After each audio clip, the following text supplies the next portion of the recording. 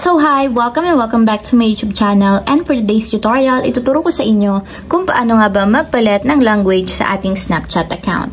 But first, kindly subscribe to my channel and don't forget to hit the subscribe button and the bell to notify you for my new updates. And if you want to learn more, just keep on watching and let's start. So ayan guys, for today's video, i-open lang muna natin ang ating Snapchat app or yung ating Snapchat account.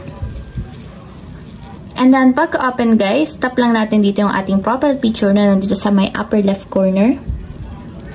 Para mapunta tayo sa pinakang profile ng ating Snapchat. So, dito naman is itap nyo yung settings button na nandito naman sa may upper right corner. And then, dito naman guys, scroll up lang natin. And hanapin nyo dito yung language. So, pagkakita nyo ng language, tap nyo na siya. And dito guys, pwede na kayong mamili ng language na gusto nyong ipalit. So, for example, is into Filipino. Tap nyo yung Filipino. Then, may magpa-pop up na option. So, tap lang natin yung change. Para ma-enable na yung language na pinili natin.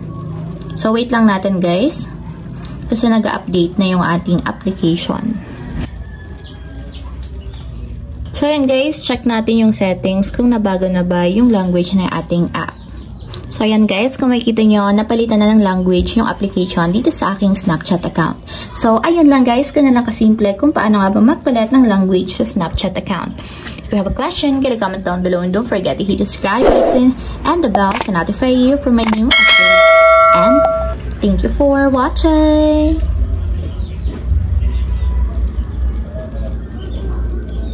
Living life, every day, late at night, not okay.